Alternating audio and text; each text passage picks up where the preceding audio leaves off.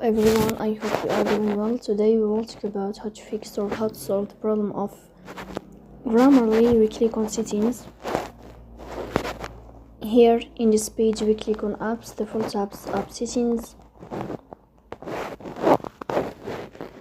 And above here you will search about Grammarly and you will enter. Then we click on first stop and you will click OK.